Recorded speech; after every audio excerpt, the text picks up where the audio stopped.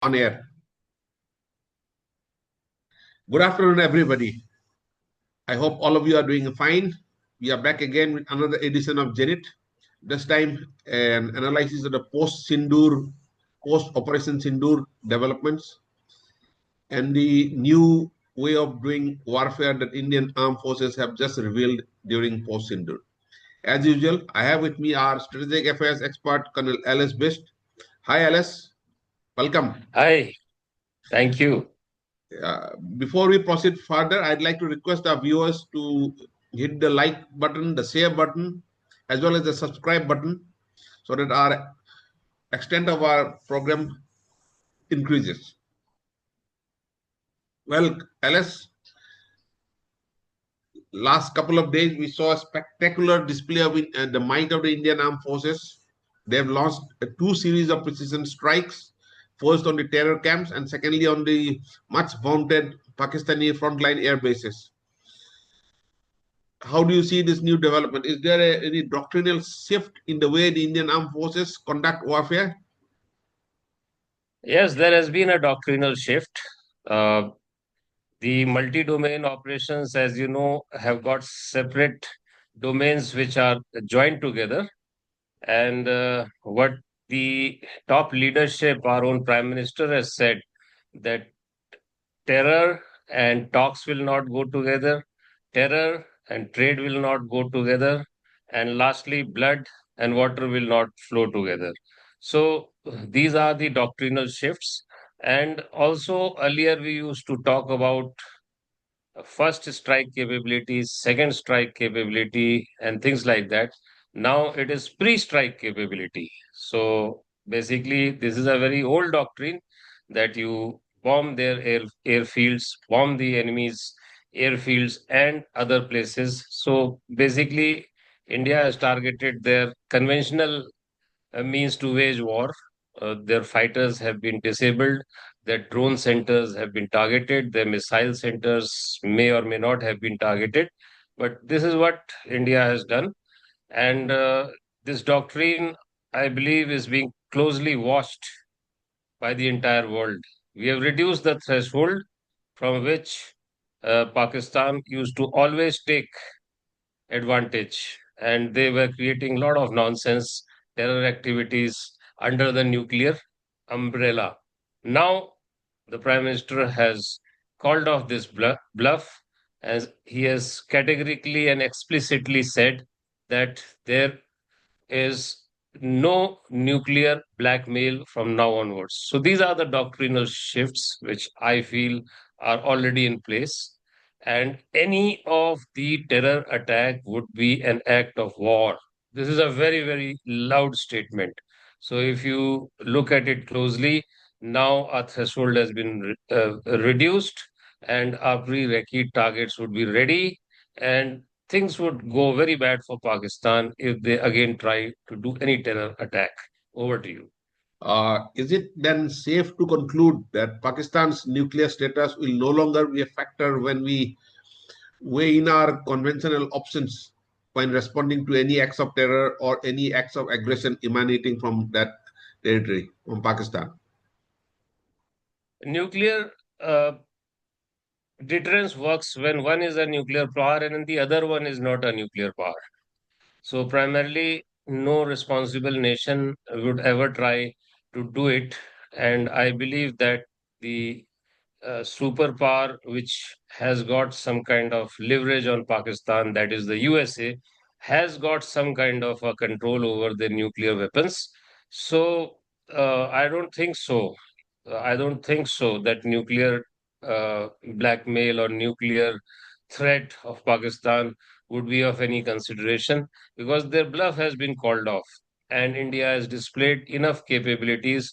The things which some channels or some news portals and other things were telling about nuclear facilities being harmed by India has come out to be untrue because IAEA, that is International Atomic Energy Agency, that is based in Vienna, has categorically denied that there is any kind of uh, nuclear edition there in Pakistan. So therefore, we have not struck up any of the Pakistan nuclear bases. And also on 1st of Jan 2025, there is a treaty under which both the nations exchange their list of nuclear installations and nuclear facilities. So this was exchanged as early as just 5 months back, and it has been going on for 36 years now. So it is under the prohibition of attack against nuclear installations. There is an international agreement. So we have been doing it. So therefore, uh, this will remain so. But the best part is that India has got ascendancy over Pakistan, in which they were always threatening, like a rogue nation, that we will uh, drop a nuclear bomb in India. Over to you. Then, what must have spooked Pakistan is a demonstration of India's ability to strike at will at targets within their location. And it must have been on the back of their minds that India, having decimated their air defenses, could well strike their nuclear targets also. This could be one of the reasons why they ran to the USA seeking a ceasefire, having been struck twice in a span of 2 days. Yes, the kind of precision attacks which were carrying on, Pakistan has got only one escape route, and that is through USA. So initially, they always carry some kind of a mischief or some kind of a dastardly and cowardly attack. And after that, probably what people saw in satellite pictures and also in some recorded videos, there was some kind of smoke coming out, very small smoke from the Kirana Hills and other places. Uh, a nation can, like Pakistan can always do that themselves. So to get the American attention, and America should also review its policy as to how long will they carry this rogue nation on their shoulders. I know that they get some kind of a leverage against China, Russia, India. India is the last, of course, but they should review. Being a responsible nation and in a multi-polar world now, these kind of things don't go very well in But the then international diplomatic scene. speculation refuses to die down on Kerana, and we both of us, in fact, the entire nation saw the way that enigmatic reply by our Director General Air Operations when he mentioned Kirana in a totally disarming sort of a way, and the smile actually hid lot many things rather than explaining things. So, Yeah. in your opinion, do you think India has the capability to strike any of the Pakistan's nuclear targets if required, if called upon to do so in some contingency? Yes, we have got a very good capability to target anywhere, anytime in Pakistan. And as a matter of fact, you see, our Atmanirbhar Bharat, which was initially given a lot of push by uh, the late and great Dr. APJ Abdul Kalam. He made sure that India develops its own technology. And in last 10 to 11 years, we have seen that there has been a number of improvements in the Atmanirbhar, or what we call self-sustaining or indigenous attempts. And in this, like the entire world was taken aback when India displayed a precision strike capability, which perhaps the United States, Russia, or China, all the three great powers that are in the planet, the contemporary powers, they don't have such a precision. And we could keep it secret just because we have been manufacturing our own semiconductors. Had it been a global tender, our labs would have got some kind of a semiconductor or other electronic warfare gadgetry from any Western power, or say Russia. Then they would have got an air, or got an idea as to what India is developing. So we have got our own uh, semiconductors, we have got our own electronic chips, we have got our own satellites like Cartosat and Resat and EMISat. These are very good series of satellites. The RESAT is nothing but a radar imagery satellite system, and it wasn't functioning in the uh, nighttime or in a bad weather condition. But as early as 18th of May this year, we will be launching one satellite that is known as EOS 9. And this one will is again a radar image satellite, but this will have the capability to give HD, high definition imagery during night as well, and also in bad weather conditions. So uh, these satellites have been manning our western and northern borders, and also the eastern borders, and also 7,000 kilometers of coastline. So you can imagine the kind of imagery which must be generated and kind of analysis which these people must be giving. And we have got systems to follow up. So that is tremendous. And people have realized that India is a superpower as on date, as far as things go.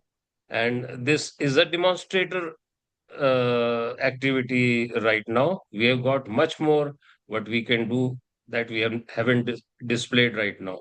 So, as far as your question goes, whether we have capability to strike the nuclear targets, the answer is a loud yes. And probably a lot of things people don't know, which we have not yet displayed. So, we are well So, prepared. well, Kirana, well, the speculations will refuse to die, and I'm sure we'll hear more about that enigmatic fire on the Kirana hillside in days to come. So we might as well now put a lead on Kirana by calling it some kind of a gray zone warfare or whatever it is they call it these days, fancy names. Now, since 2014, when Prime Minister Modi took over as the Prime Minister of India, one of his pet projects was the theaterization of Indian armed forces, to develop synergy amongst the different three services. And in fact, do you feel that this operation Op Sindoor has emerged as some kind of a technology demonstrator, if I may use the word technology, or some kind of a process demonstrator, and marks a strategic shift in India's multi-domain operational preparedness? Yes, it's. I'll not call it a shift because you see, domain operations develop over a period of time. It is nothing but the jointness of the operation, wherein a number of domains are That's very integrated together. correctly you have put it, jointness of the operations. Yeah. Jointness of the operation and multi-domain uh, things are put together to give a maximum converging uh, effect on a particular place, to give you the strategic and tactical advantages. It is nothing but the air, naval, land, uh, cyber, space, near space, and also various things like China takes rocket force also as one of the domains. So you integrate them all, and it's a synergy between these domains which prevents the enemy to take any advantage while giving you the full opportunity to go into the enemy terrain and uh, get your objectives. So multi-domain operations are going to take a very a big turn right now. It will be expedited. And that theaterization is not very important, you know. It is important in the sense that the adversary is doing it, but you don't map it man by man, a tank by tank, uh, air defense by air defense. That kind of mirror imagery is not required. So if he is doing a theaterization, you also going for theaterization. You have to see that how best your offensive and defensive operations go. What is the terrain? How do you theaterize? How do you integrate? You have to see your own domains. Now you see, when you speak of multi-domain operations, China, unlike Pakistan has been training its officers on Quranic ways of war. But China goes by the theory of Sun Tzu, that is the Sun Tzu art of war, in which they make their adversary so weak that uh, they surrender without firing any weapon. So this is their doctrine. Now, when you are having China as an adversary, you have to plan according to their methods and according to their tactics. Now, if you see, China has got multiple domains. So, as I was telling about Sun Tzu, they have got domains, that is normal domain like land, sea, air, cyberspace, the space, near space, and rocket force. And apart from that, they have also got a secret weapon wherein they will subject India to biological warfare. We are all aware that they were able to uh, paralyze the entire world with COVID virus. So once you are in war with China, I'm very sure that they have got certain kind of arsenal above the sleeves, on their sleeves, and they will definitely use it against India. So once you are preparing for a conflict with China, you should always cater for the biological warfare also, and also some kind of Naxals who are there in central India, in the eastern side of the country, and also the southern tip of the country. There are a number of examples in the previous war and also in the contemporary times when these Naxals have tried to intervene. And there are certain very disruptive elements which take money and funds from the outside powers and try to block the national arteries like the highways going to the borders and also the railway lines, and they try to obstruct your airports as well and airstrips as well.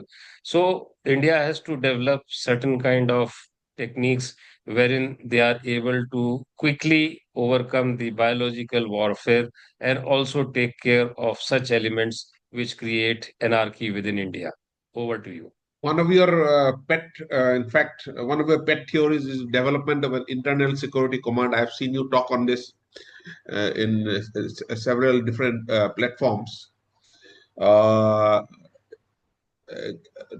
Even though this is not the topic of our discussion today, can you, in a very conscripted, in a short way, give out some idea about the internal security command that you visualize? When we speak about internal security command, it appears as if it is a military command. Of course, you see, uh, army or the armed forces were known to be a very blunt instrument of war. But to make it a sharp instrument of war, it should have incisive value both externally and internally. And as people are now realizing that there are only two fronts of war, one is external and one is internal. So the external one, if you see, it is uh, China on all sides, whether it is Pakistan, northern side or eastern side, or even in the Indian Ocean or the southern side. Now, what better opportunity can China avail if he has got certain softer elements within India, that is the intelligentsia, uh, which always are upfront to give a narrative that is anti-India, and they are there are lawyers, there are journalists, there are other eminent intellectuals like professors who are always degrading India and praising China and reducing the morale of the citizens as well as the armed forces. Then there are certain people who have already resorted to gun violence. They are the Naxalites, they are various other groups which get funding from outside. So, to tackle it, an internal security command sort of a thing has to be made. If you are theaterizing the external military threat, you are theaterizing your armed forces and having a synergy.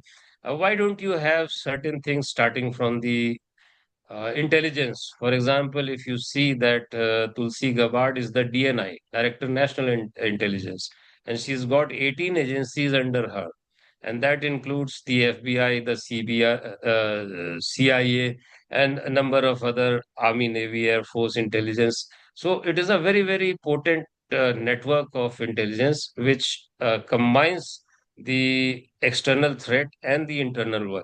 Because you see, if you have tight compartments wherein your Army, Navy, Air Force, the Coast Guard is working on a different grid, and your internal security is working on a different grid, then you are bound to leave some gaps. Like 26/11 Mumbai happened because some people got into a boat, a motorboat, and came to the shores of Bombay and conducted the terrorist attacks.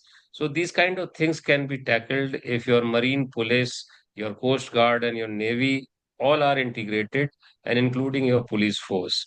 Now you see that you have to have some kind of a military intervention inside the security arena of the country. It was very, very heartening to see that the Prime Minister, during his meeting, had all the three chiefs, the CDS, and uh, the other dignitaries like the Foreign Minister and the Defense Secretary. So there is a leader in India who is directly listening to the heads of its armed forces, so not only for external, now you see when you are dealing with a multi-domain operation, you have to have internal security command. Now you have to have very speedy judicial system, because we have a judicial system in which cases of UAPA or National Security Act and even other grave anti-national and uh, directly acts against the nation, uh, that is not being given justice in a fast manner. So you have to have fast track courts. Then you have to increase your prison system. So you have to have a very, very coordinated prison system. Ensure that a person in a particular state is always taken away to a location. India has got a lot of diversity. So half their or 95% of their grip on the criminal activities, anti-national activities would be neutralized if a person from north is taken and kept in a prison in the south, or a India prisoner is taken to the northeast.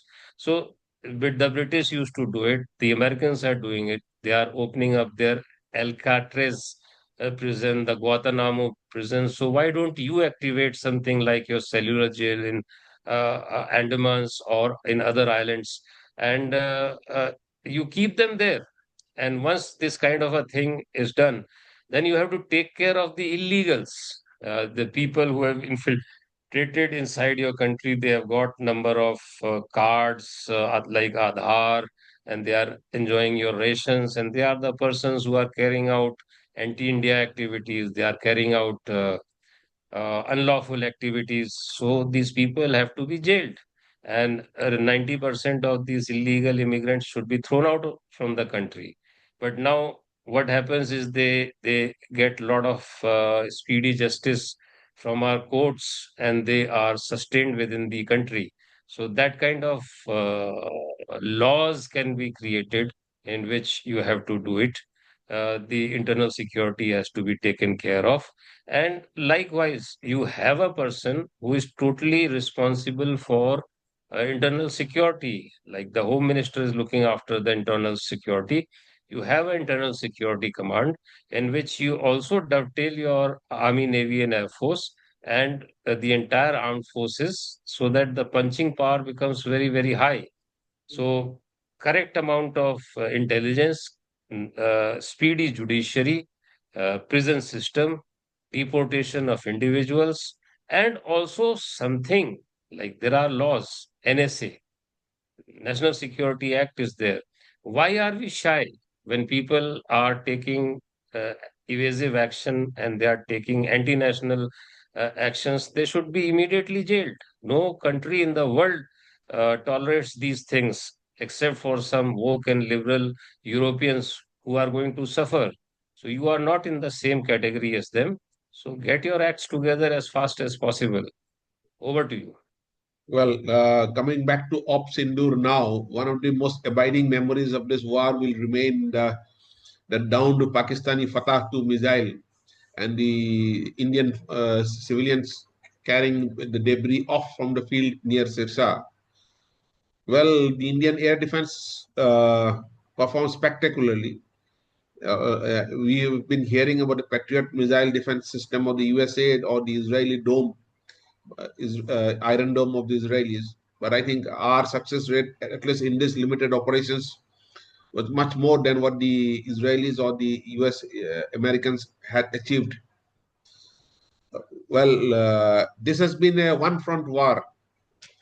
General Bipin Rawat was very fond of asking India to prepare for a 2.5 front war. Leaving aside the point 0.5 front, which is that internal security domain, which you have, of course, covered exhaustively in your points regarding the internal security command. In a two front war spanning both Pakistan and China raged against us, how would you rate our present air defense missile system, and what kind of a further development or further revolution in air defense systems would you like to envisage? You come to a very, very important question. We did fantastically, and the entire world is praising India. Tom Cooper has praised India and has said that the it is a comprehensive and visible victory of India in this small conflict. There are experts in the US who are also praising India, and the review is already taking place in China. How to tackle India's Akash system. The Akash system is the integration of long range, medium range, and very short range AD systems. So it has worked wonderfully, and we have done it keeping the economy of effort into consideration. uh, we have not spent our very expensive missiles, but as you said, Fateh 2 missile, which was targeting Delhi, it was very much a dry run for a nuclear attack on Delhi. Uh, they were trying to see what kind of response which we gave, and we were 100% uh, spot on to bring down that missile. Now, you are asking me a question wherein as to what all actions which must we must take for the future. Now you see there are a number of things which take place when a AD system is functional. AD system has got firstly this integration. The tracking is done from a very initial stage when the drones and the missiles and the aircrafts take off. And you have got a counter system. Firstly, you nullify the enemy system and then you counter attack. It is real time. So we have firstly removed the human delay. It is direct. So the Akash system not only defends your sky, but it also launches counter offensive, and it gives option to the commanders sitting in the control room to launch immediate attack on the enemy side. Now, when we talk about the future is it's prepare or perish. If you see the Chinese, they already have S-400, and China is preparing very well. In fact, Pakistan was a test bed for them, and they gave some junk systems to Pakistan. But while you are having a war with China, things would be different. So they have got a long range system, they have got a medium range system, they have got a short range system. The S-400s are placed in Xinjiang as well as Tibet, very near to the LAC, and they are working very well into the quantum computing zone, AI and quantum computing. So both America as well as China are working on these domains. Uh, quantum computing is something very, very different, and our viewers should know well that India cannot sit on the laurels. Firstly, I salute the efforts which has brought in a lot of confidence for the public and the world in India on Indian armed forces. But it is time to review and recalibrate our air defenses. Uh, China is going leaps and bounds into quantum computing. If you see the advanced encryption system which the USA has implemented, it has got an encryption which is based on mathematical problems. It is just like nothing but just like 4 by 4 matrices which we studied in our class 12th. But in this, you have an encryption, say, if we are talking about 128 bit. So it has got a combination of 2 to the power 128. So it becomes a very huge number. It is such a huge number that a super computer also will take a few years to try all kind of permutation and combination. But while it is a quantum computer, it does it in a fraction of second. So such good encryptions would be broken down within no time. And if you have got such a capability wherein you are breaking the encryption, which is used in banking, which is used in trade, which is used in military, and if those codes are getting broken so easily by quantum computing, you are in deep trouble. So you have to do quantum encryption. Now, quantum encryption is very, very different from the normal mathematical computing which we do. Quantum encryption, I would very briefly touch upon. The light, as we know, is also a wave and a particle. The particles are known as photon. Now, if suppose two entangled photons are there, I use them as a encryption. And photon is nothing but light. And if I send it across to the recipient, now, nobody can intrude in this encryption. If somebody intrudes, then the status of one photon from the other will be disturbed.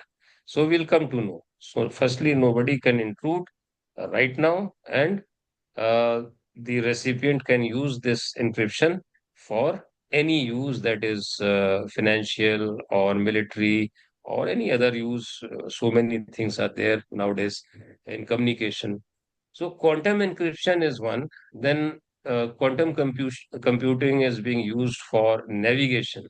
So the British underground trains and some cars, as a case study, have been subjected to this quantum navigation. And again, it is on the same principle.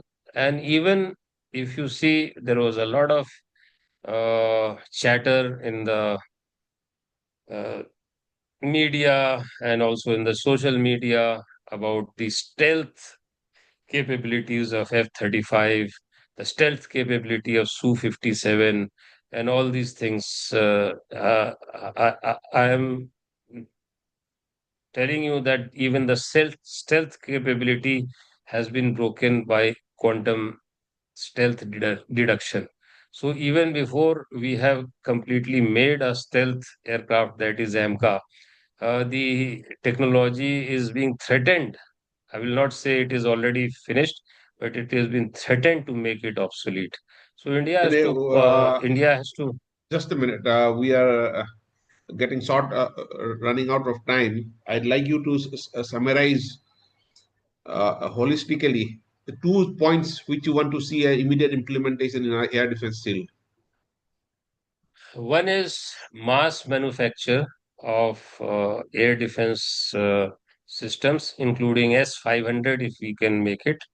Number two is capability to tackle the hypersonic missiles, which China would be using from the near space. Nearest space is from uh, 20 kilometers to 100 kilometers above the Earth's surface. And they are utilizing it very well. They have made a command, near space command. So you have to have something because on, our on similar space is lines. doing well. Yes, Yeah. space is doing well. Our air breathing engines are doing well, but they are below 20 kilometers. So you must have HAPS, we have developed high altitude platform systems, but there is a vast scope of improvement and mass manufacturing of AD guns, AD equipment, AD missiles, and also stealth aircrafts, Thank interceptors. you. I can go on for very long time. I We are running short of time again. Thank you so much, Colonel Alice Best, for joining us in this discussion. It's been very enlightening as usual. I hope our viewers had a great time. If you have enjoyed listening to this content, do like, press the like button, subscribe and share, and also record your comments so that we can get some feedback. Uh, Before we end, we'd like to express our gratitude to the men and women serving in the Indian Armed Forces for the spectacular show they put up. Like as Colonel Alice Biss brought out, eternal vigilance is the price of liberty, and I am sure our country will stay vigilant and our armed forces will look after the nation as a whole. Thank you so much. Thank you and Jai Hind.